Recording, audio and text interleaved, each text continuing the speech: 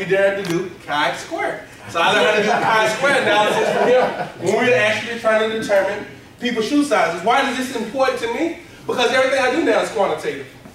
And I quantify everything, and I use the same statistics, these chi-squares and all this stuff, Poisson distribution, all this stuff very heavily in all my work that I do now. And my first exposure of it was where?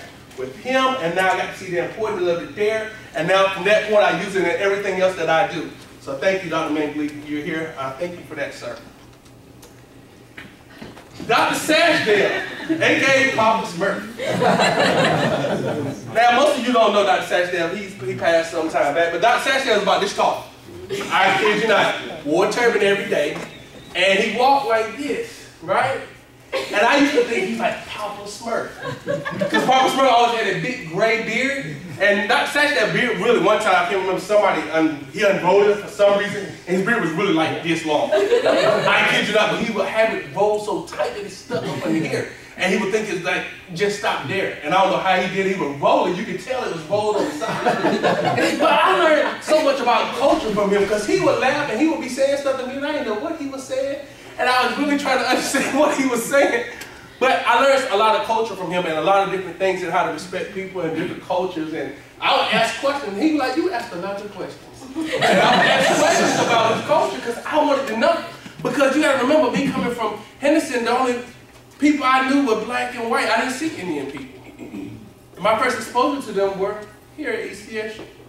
So I was very inquisitive and I asked a lot of questions about a lot of different things, and he was able to give me that, and he was always be, you know, my Papa Smurf, may he rest in peace.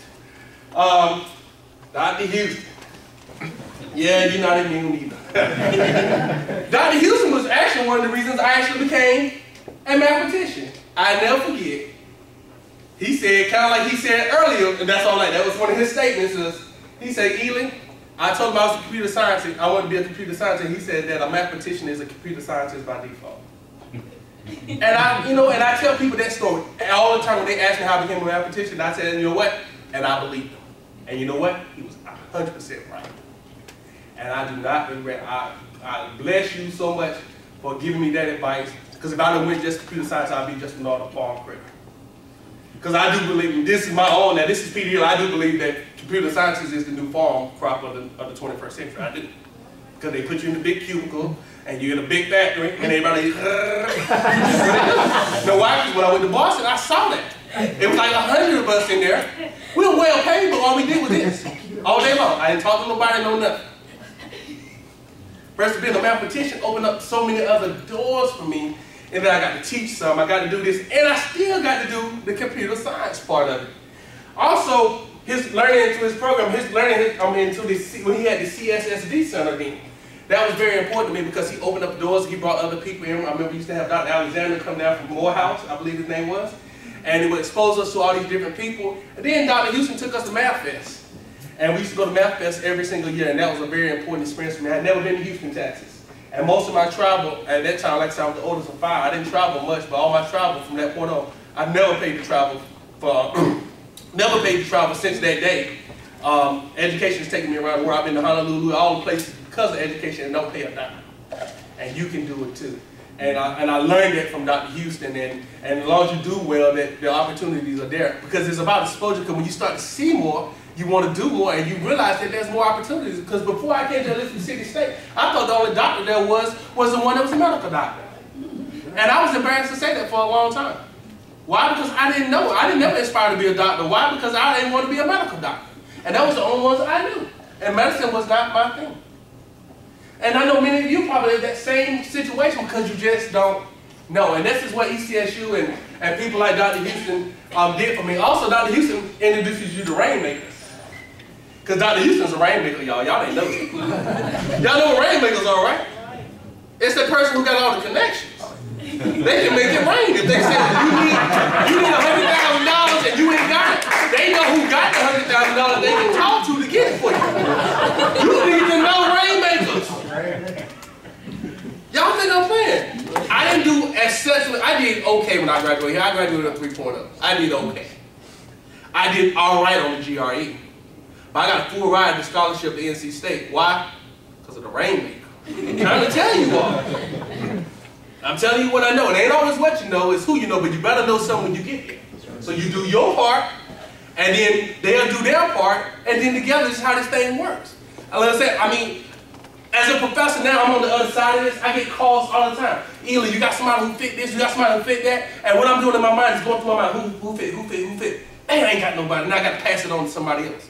I want to know every time that your name pop up. I want to know that every time your name pops up, right? And then I can give it to you, and then you have first refusal. That's how some people get all this stuff.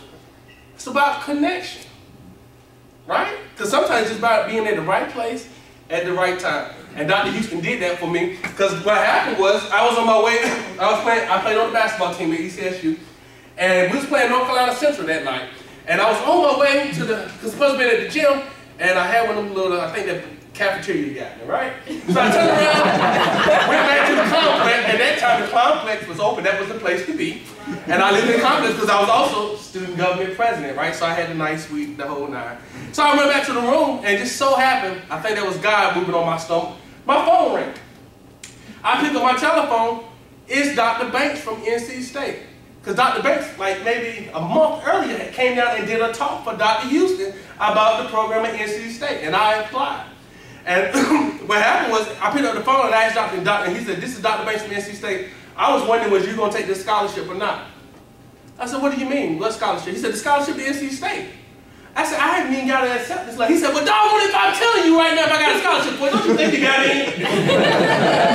I kid you, he fussed at me like that. I said, okay. You know, I didn't get off the Pine that Central game, I don't think, but it did not matter because I was on Clyde 9 that night, knew that I had got in, and I knew that was from some of the direct connections from Dr. Houston, and I do, like I said, it changed my life. I wouldn't have been who I am now and be able to do some of the things I do now without that. So I'm telling you, my PhD was earned where? Here at ECSU.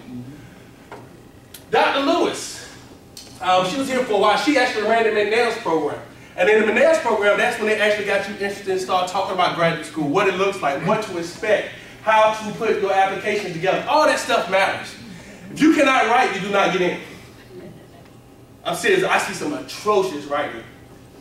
Atrocious, you got to be able to write. Because you know all this cool stuff, now you got to be able to tell somebody else, so you got to be able to put it down, right? So, she spent a lot of time with us doing that. She actually took us all around the country. I actually had a couple of graduate offers by the time we got done. I mean, we went to she took us to New York. The guy from Akron, Ohio told me, and that time, Donald Charity, that if we would apply, that we would get in. We applied, he sent us scholarships for $13,000, which was a lot of money at the time. So either I was going to NC State or Akron. The only reason I went to State because it was in my backyard. If not, I was going to Ohio. I would have been a zip, probably hanging out with LeBron, right? And she also told us to be trailblazers. The whole point of this program, and all these programs, is it's dependent. Me coming back, to me, is a pleasure. Why? Because I need to show you that it's possible. Because when you do it, now it leaves the road open for somebody else. And that's what she taught us to be, was trailblazers. So by us completing the program, what happens is now they can show the federal government, hey, we have people who are completing when we do support them.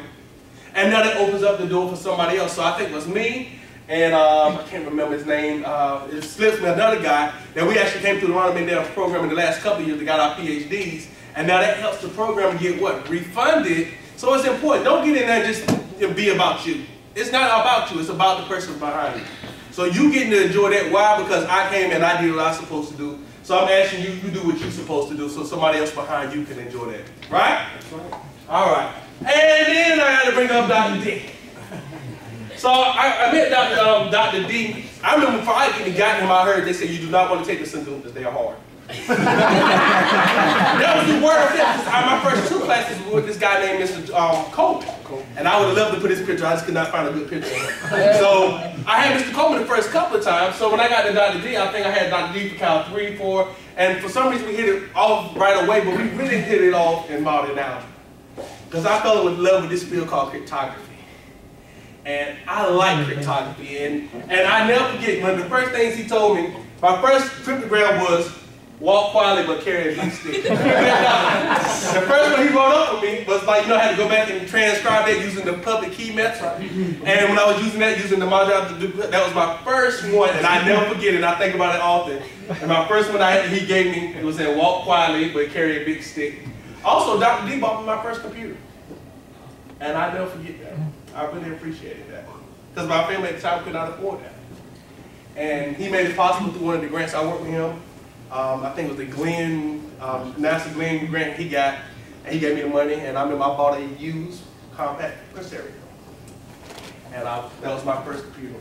And then I remember, as a number of us were starting to show that we had our aptitude to go to graduate school, they changed the curriculum to support us. Because at that time, we didn't have a real strong real analysis class. And for us to be successful at graduate school, especially at NC State, that was going to be important. And I was in one of the first real analysis classes here that was, whoo! Really, you know. And then when I got to State, it was really, woo, woo, woo!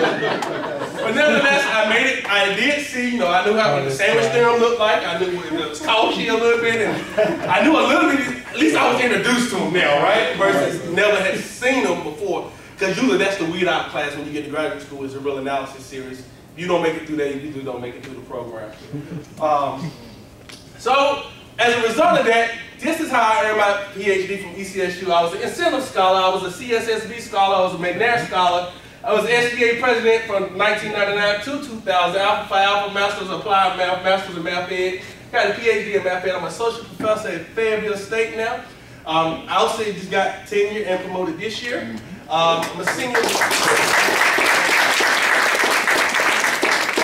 researcher at Boston University Mickel Center, so I'm going back and forth to Boston, working with them about that school and college readiness.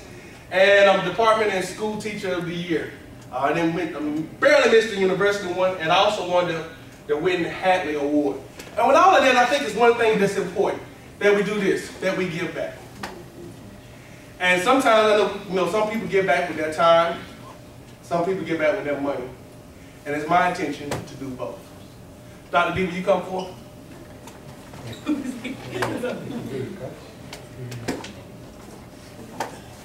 So, as in honor of your 60th birthday, what I wanted to do is, I wanted to do something that will leave you a memorial at the university.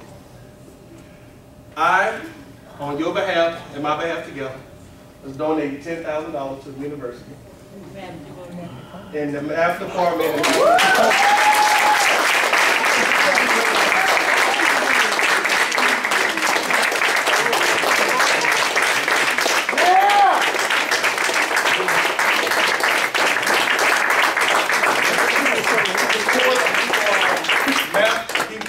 Junior and seniors in math to help them finish. We want somebody who's in it, not trying to, you know, start it and then they go somewhere else. You know how they go. And also, so half of it's for math and math ed. So we want to be able to help math ed because I understand the struggle in math ed, especially when you get the student teaching how some of our students struggle with finance and resources. So this award, hopefully, will be here for the next 10 years. And I've already made the first $1,000 payment today. Yes.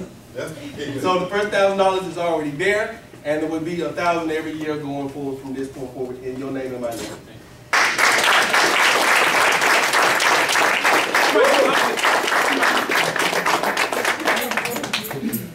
And with that, I am Jeff.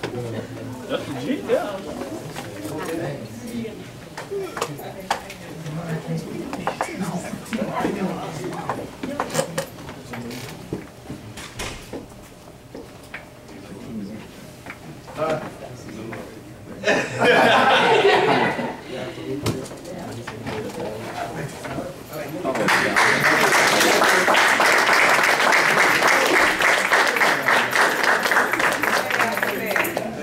Thank you so much, Dr. Ely, for taking us down memory lane. Pam Spellman, Coach Hammer, Dr. Raskin, Dr. Sashville, Mr. Coleman, and that wonderful, wonderful gift. Our next speaker is Ms. Swanelli Biergard. She's a graduate student in the Department of Biomedical Engineering at Duke University in Durham, North Carolina. She has a bachelor's degree in biomedical engineering and applied mathematics and statistics from Johns Hopkins University. She's currently a fifth-year PhD student at Duke University in biomedical engineering program. She works under the leadership of Dr. Leonard Mersack in the Muscle Tissue Engineering and Electrophysiology Lab. Please welcome Mrs. Biergard.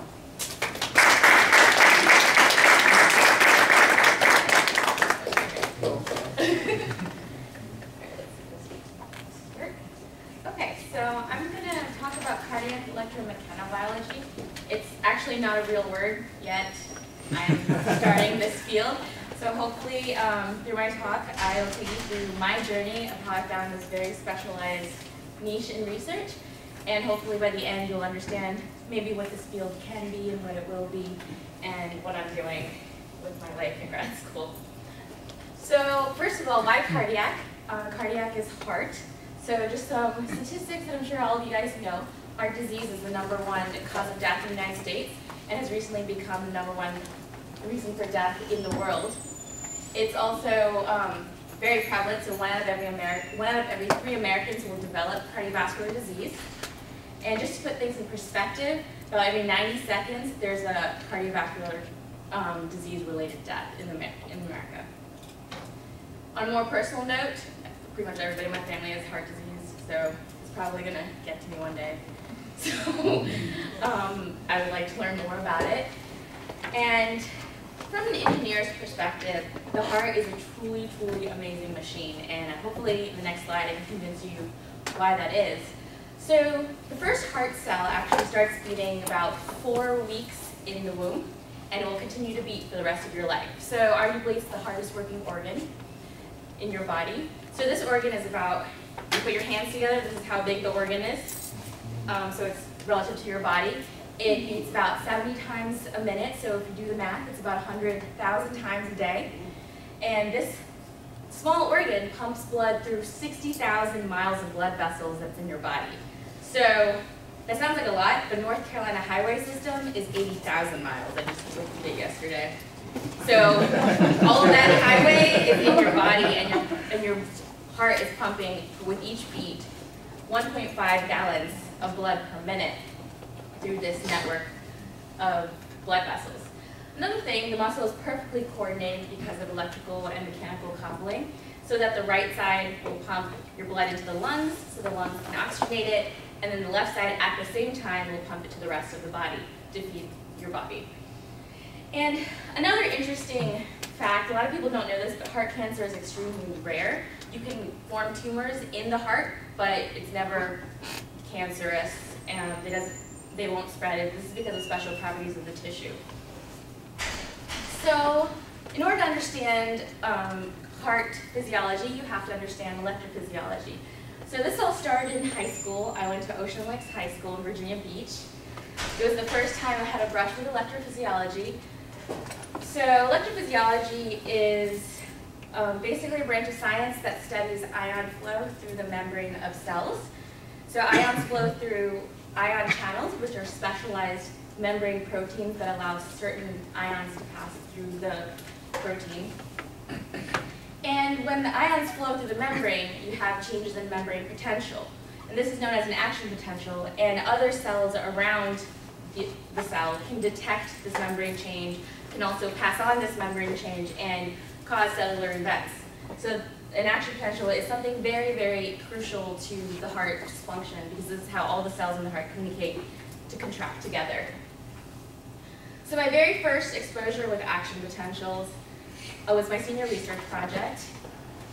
And here I worked with a very, relatively simple model of a neuron. It's only 2 equations. And I studied the effects of the different parameters to see how it affects action potential, shape, durations, in the context of the heart. So yeah, in high school I was a real nerd, and I didn't know it then, but clearly I had way too much time because I would never make something like this now. So just to explain the action potential really quick, because it's very important to my life, there's 2 phases. One's depolarization, repolarization. So the first phase, depolarization, sodium ions go through the sodium channels, and you see this membrane potential jump up, and then they shut off, and then we have the second phase, which is the repolarization. And during that, the potassium channels leave the cell, and the cell returns back to a resting potential. Sometimes you have hyperpolarization.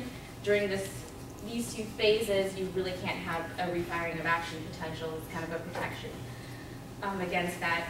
And then finally, your cell will go back to a resting state. So, 2 systems. You see depolarization and repolarization. So this is the Fitzhugh-Nagumo model, which I studied. Now that I'm talking about it, I really do sound like a nerd.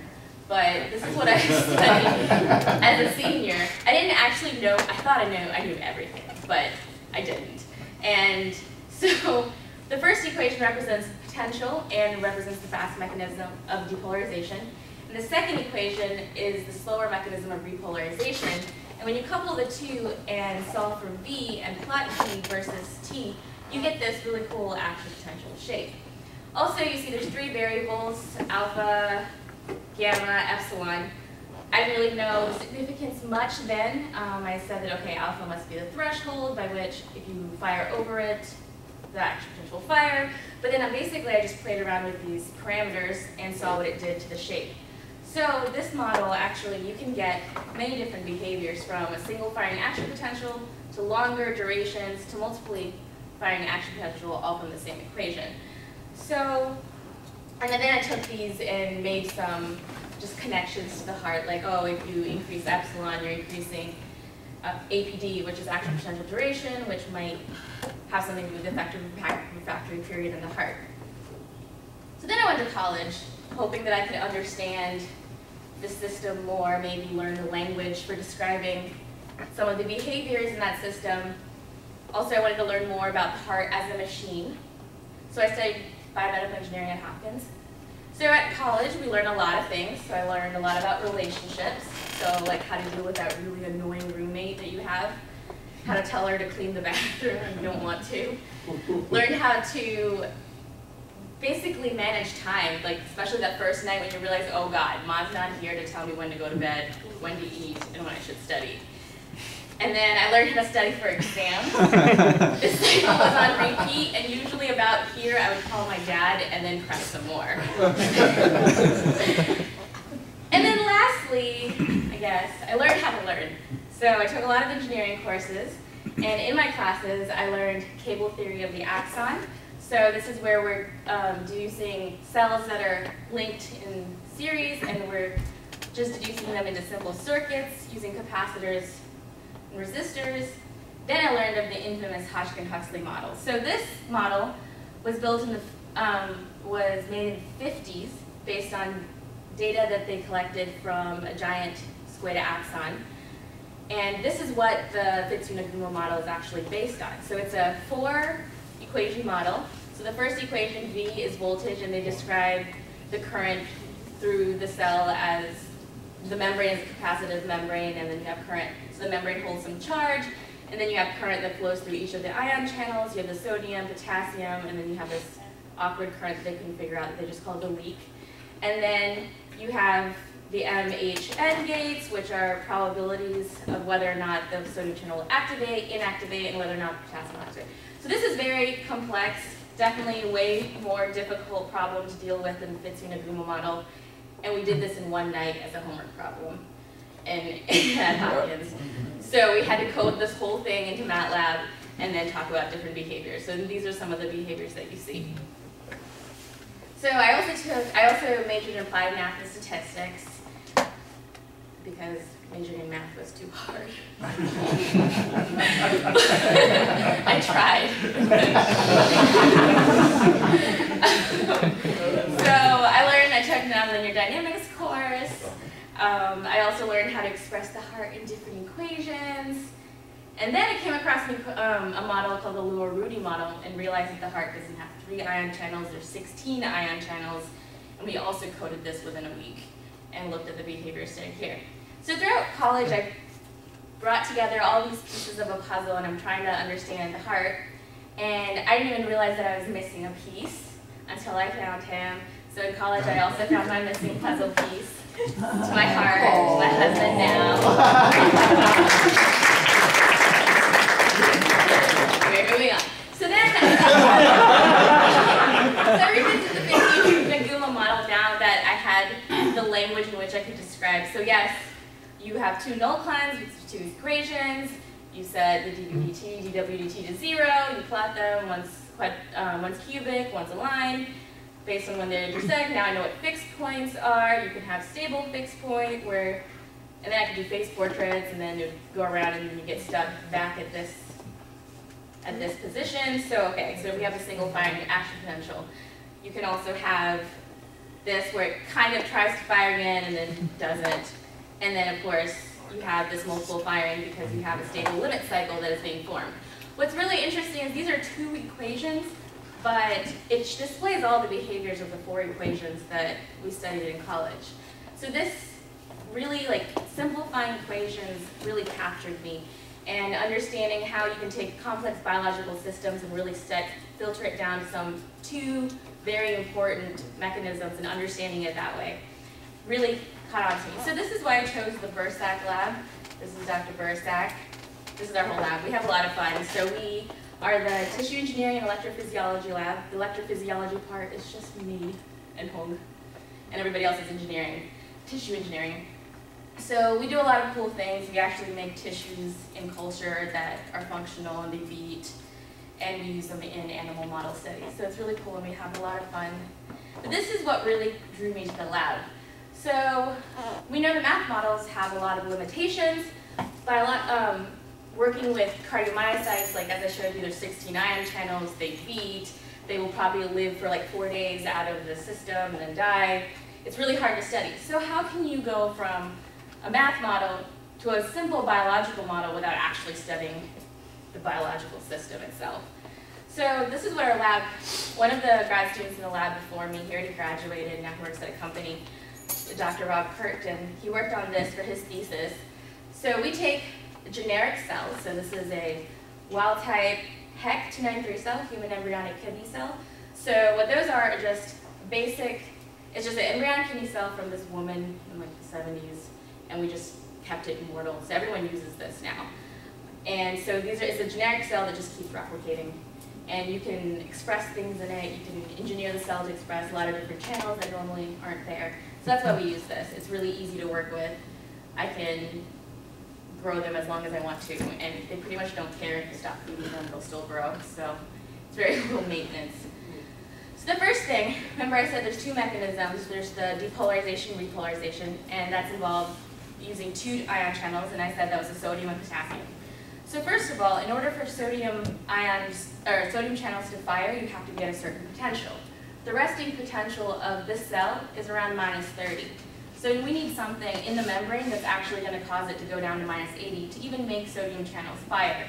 So what we did is we took a plasmid that actually had this KR 2.1, which is a cardiac inward rectifying potassium channel, and we actually put it in a lentivirus and it infected the cell. So now our cell, so the lentivirus gets into the cell, and now the cell is now expressing this KR 2.1 gene that we want to study. So this, when you immediately do that, you see that the cell membrane potential drops to -80. So the next thing we did was add the sodium channel. And once you add those 2 channels, if you give it a little stimulus, like an electric current, you'll see that it fires an action potential. So same thing, just we have a generic cell that couldn't propagate action potentials, but now it can. Well, actually it can't propagate yet. You can just fire an action potential. But in the heart, we're interested in propagation, so we add a protein called connexin 43, which is just a junction that links the membrane, the intracellular space, and it allows for calcium ion channels to flow back and forth. So once we add that protein, we actually can make cultures that look like this. So all the green is connexin, and you can maybe stimulate on one side, and you can actually see propagation. So this is an activation map. So if you're stimulating here, you can see that this activation spreads in a wave, in circular waves. So this is a heat map that shows activation time. So blue is things that activate or fire an action potential immediately, and then you see this propagating. So our lab, actually, we have an in-house system where we can optically map tissues and cells. We stain them with a voltage-sensitive dye that fluoresces differently when you stain the membrane due to potential change, and then we image that and then convert them into maps and then calculate conduction velocities. So this is why I came to Duke.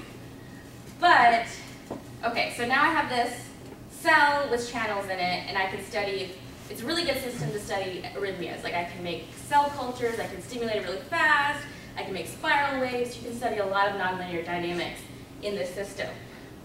But then I took this class in mechanobiology, and I realized that cells aren't just passive bags. So for a long time, until about 10 years ago, people thought cells were just lipid membrane that had things in it, proteins in it that did things. But there's a new field in mechanobiology that says the cells interact with the environment around it. When you apply forces, the cells react to the forces and push back. When you add forces to proteins, the proteins can change shape and then have different functions. So Don Ingber, I kind of want to work in his lab, so but he's one of the fathers of mechanobiology, and he's a pioneer in this field. So he came up with the tensegrity model of the cell. So tensegrity is an idea that you have these beams that are under tension and load, and because of this, the pre-tensed beams, the whole structure has integrity. So you wouldn't think this structure would stand up, but because of all of, there's also these beams here, you can't really see them. So he said, okay, I think the cell works the same way. So now we already have like classical equations that you can use beam equations and things from physics, and you can actually apply it to the cell. Except in the cell's case, we have cytoskeleton and microtubules, actin. Those are the beams, and these beams are actually under tension. And if you apply tension to it, you can unload and load more tension on these, and the cell will do things differently. So tensegrity actually means tension and integrity together, tensional integrity. So it's defined as islands of compression floating in a balanced sea of tension. So the cells are interacting with the environment at these points here, and that's where these beams are meeting the environment. So we would say these contact points with the ground. And that is known as a focal adhesion. So I learned about focal adhesions in grad school. This is a force-sensitive structure. So as you push on it or pull on it, these will change, more proteins will get recruited. So here in this image, these red lines are the actin, they're beams that I was talking about, and these yellow spots are all the focal adhesions wherever the cell touches its external environment. So within this adhesion, I was really interested in this one protein called vinculin.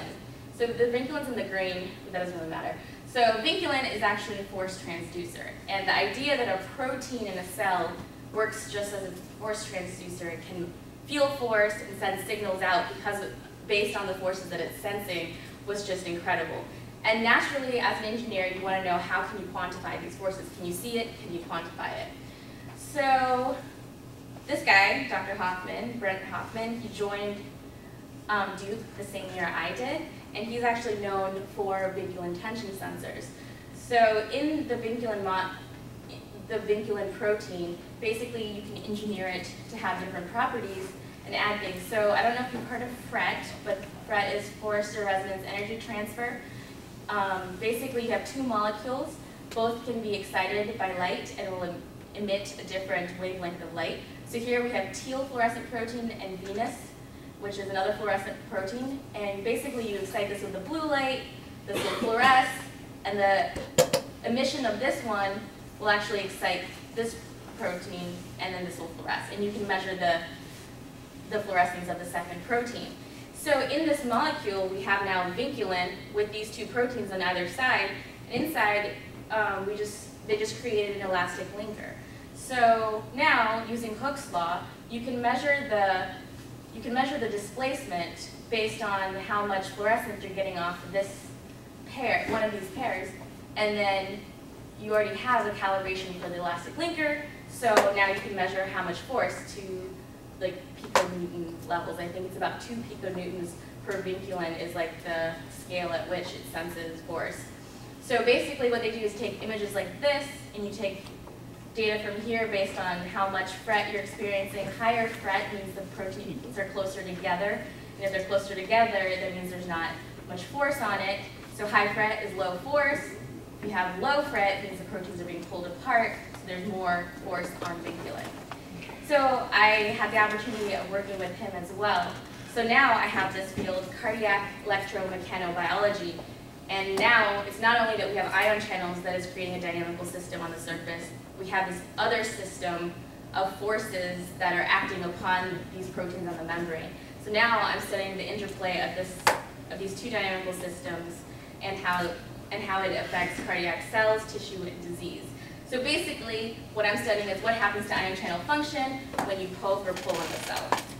So really quickly, I can just give you some of the things that I work on because it's kind of cool. So I use tools like genetic engineering, and so we have these cell lines in our lab already that express the 3 cardiac channels. And then I also created a line with Care 2.1 because that's what I'm studying, the inward rectine potassium channel. It's tagged a TD tomato so I can see it live without doing anything to the cell. And then I use soft photolithography techniques to pattern cells so I can make pretty patterns like this and put my cells on these patterns. I also do immunocytochemistry to visualize different focal adhesion proteins as well as ion channels, and I also do classical electrophysiology experiments such as patch clamping. And just to show you, probably not be able to see it because of the light, but these are single cells in different patterns, and all the red dots that you see are actually ion channels. So we're able to see where the ion channels are in the cell. These are heat maps that are created from stacking multiple cells, so you can have some statistical analysis to see where these ion channels are locating. This is pretty cool. This is how it works. So you can actually, so these are, you can actually see the channels moving around in the cell. So that's one cell, and all the red is the channels. So it took me a long time to get that image. So I hope you like it. I also visualize focal adhesions, the ones that I was talking about, and basically, with a lot of image analysis, patch clamping, I've shown that there is an interplay between the 2 systems, and that you can almost predict linearly that by just looking at focal adhesion area or something that is a very mechanical, complete-based system, you can predict how the electrophysiology is going to change with it. So, in conclusion, this is the cheesiest line I have. In the journey of finding my niche, mathematics has been my roadmap. And so mathematics really helped me to write down rules to understand nature, and that's what I've been doing since I got out of high school. It helped me identify dynamical systems I want to study and understand the behavior of these dynamical systems. It also provided me the language to communicate this behavior with other scientists. And of course, without math, there's no physics and engineering. So with that, I'm going to thank a couple of people. First, Dr. Sengupta, P. Sengupta, my dad, and also my math training I got from him since a very small age. I don't know how it was to be in class with him, but it's pretty scary as a child. There's no filter, and there's a lot of yelling and crying. Also, I have to give lots of credit to my mother, because she taught me that a woman can do just as much, even more, than a man can. And then, of course, I'd like to thank ECSU, Department of Mathematics, for giving me the opportunity to talk. And I have some key people here, and Dr. Khan's actually here.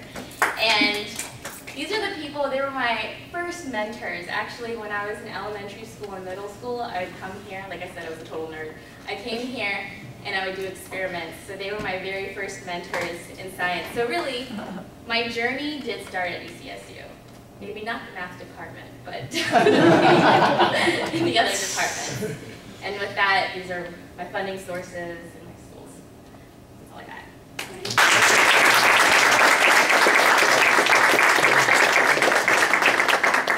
Thank you, Ms. Deargard. And you said math was hard.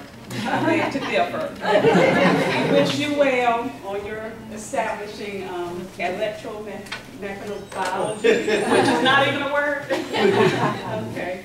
Our next speaker is Dr. Kasi Ito, an associate professor of mathematics at North Carolina A&T University in Greensboro, North Carolina. Dr. Ito has a BS degree from the University of Cape Coast in Ghana and a PhD degree in numerical analysis from Simon Fraser University in Canada. He worked as an assistant professor of computer science at Elizabeth City State University and Montclair State University in New Jersey. He is currently an associate professor, again, at North Carolina State University, and he co-authored a paper with Dr. Sengupta under the NASA project while he was working here. Welcome.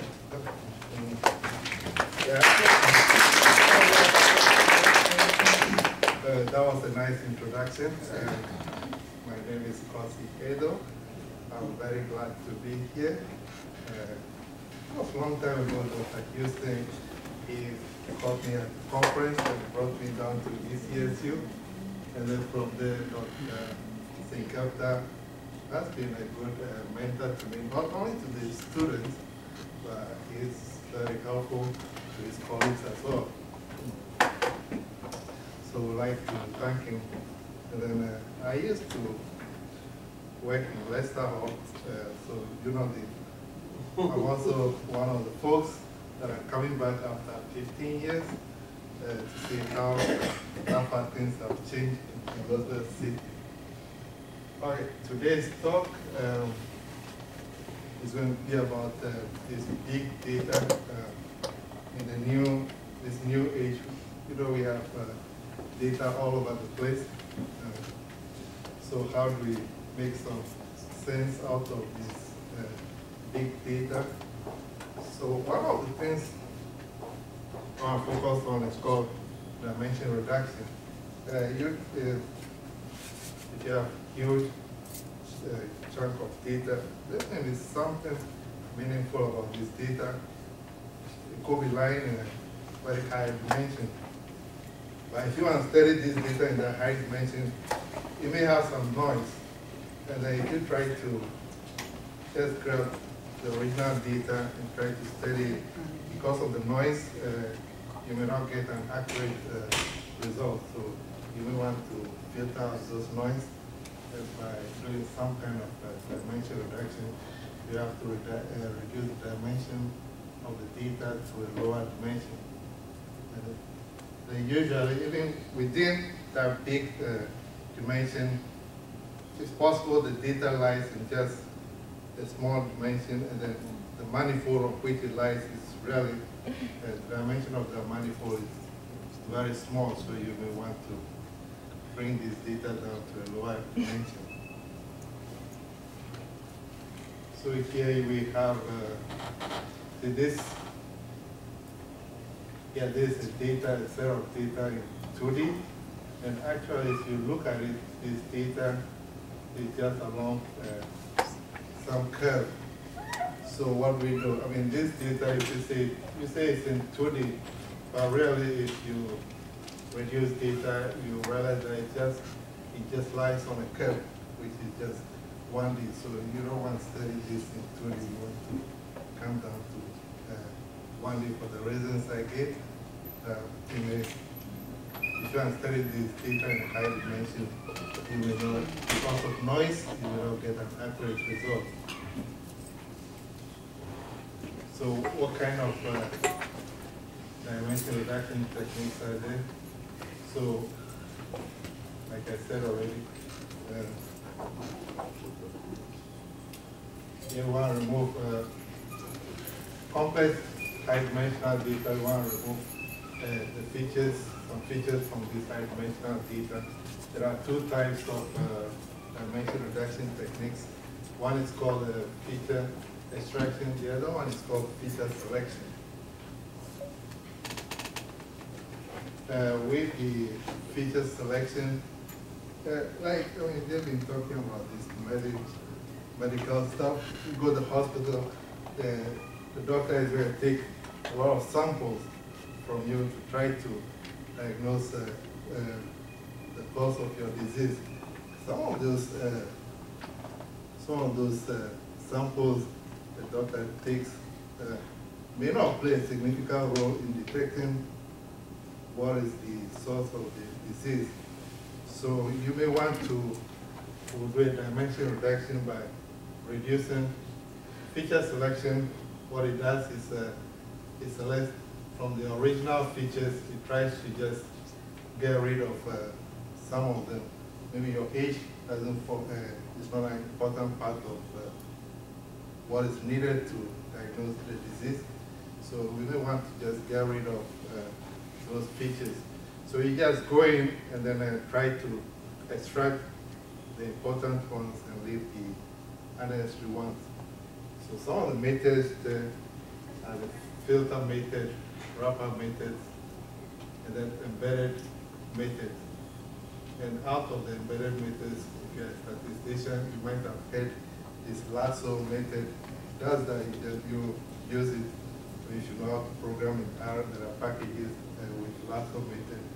You feed the data in, and it's able to extract the features that are more important, and then get rid of those that are not important for you. There are problems with lasso methods. It does not work well when the number of predictors exceed the number of observations. So those are some of the problems with that. But that's not the focus of my talk today. I would like to talk more about the feature extraction method. With feature extraction, see, you don't go and just select some of the important features and then throw away some of the non-important features. What you want to do with the feature selection is you're going to transform this space into a different space. It's still, I mean, you may have n-dimensional data, you will still transform the original data into a different space, and then in that space, you will be able to extract new features. They're not the same as the original features. They're a new set of features, but it will help you to be able to determine what is needed to explain, like what is the cause of your disease, what is the response variable, what is needed to determine the response variable. So we'll start with the easy ones I have here, what's called the SVD, singular value decomposition, principal component analysis, and then the non-negative matrix factorization. This works well where you believe the data is in a, like Rn, linear space. But you may, if you say the data is in a big dimension, but really, like the first thing I showed you, you have that curve. That curve, the data just lies on the curve. That means that this data is not really in 2D, it's just in 1D, like one-dimensional space.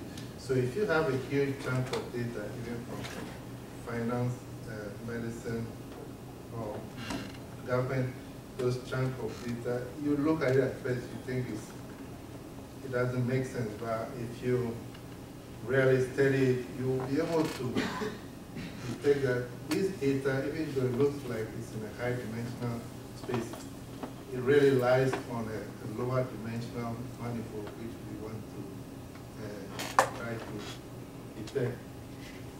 So based on that low dimensional structure, if it's nonlinear, you may want to use nonlinear type of dimension reduction methods. One of them is called diffusion map. Or I think the guy at Joe, Majo, his name is Majo. I think he's in computer science and Majoni. You don't know him? Okay, yeah. He's in Joe. Okay. Now, I have an example here that I want to work with. You have a data set. You have a huge chunk of documents, 7,000 documents. Out of those 7,000 documents, this amount are related to medicine. The other set related to papers from digital. So they are classified into 4 groups. So you have these 7,000 documents. And really, out of those documents, if you look at it, you may not make any sense out of it, but if you really go down to study it, you realize that there are only 4 clusters in that big chunk of document. So what we are going to do is we have this number of documents. We're going to select some words like features, words that we are going to use to determine what type of documents are in there. So those are like 6,000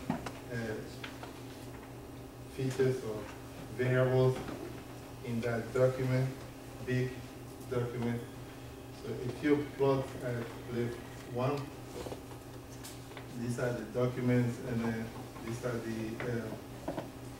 the features. It looks like this. So a big chunk, 7,000 set of documents. So you don't know what kind of documents are in there. You want to try to understand if you can cluster this, if you can reduce this to just 4 set of documents. We know there are 4.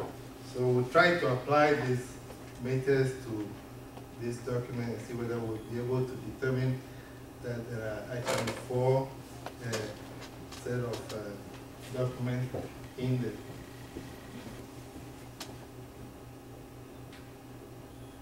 So as a right of medicine, I have this breast cancer data.